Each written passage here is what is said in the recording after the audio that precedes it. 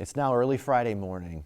We as elders and a leadership team just finished praying over and talking through how we as a church family would respond to the COVID-19 pandemic.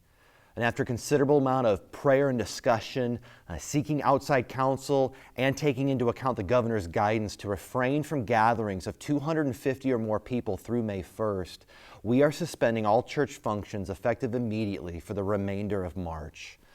This includes our Sunday morning worship gathering, Awana, small groups, Bible studies, church-wide events, and meetups. And while the church office will remain closed during this time, I want you to know that I will continue to be available to you as your pastor to love and care for you through this season, as will the other staff and elders.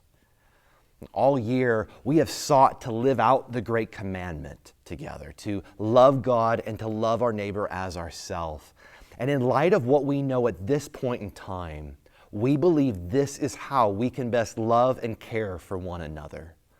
During this season, the way in which we gather together as the church is going to look different. Each Sunday morning at 10 a.m., we will host a live stream on Facebook as I lead us in a time of prayer and devotion in God's Word. And then beginning on Monday, we're going to continue to gather online each morning as I lead us through 21 days of prayer together. During this season, we're going to use online resources and social media in a new way to worship with each other as well as love and care for one another.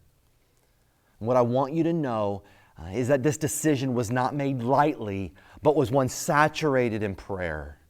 And this was not a decision that we made out of fear, but with great care and concern for those in our church family and those in our community.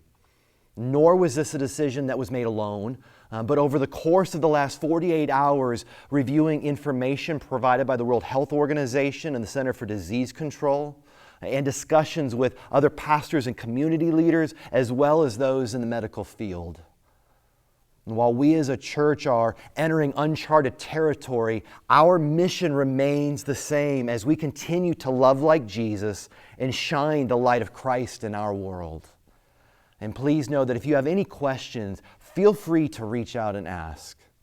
I love you guys. I love you so much. And I can't wait to gather together with you Sunday morning at 10 o'clock online.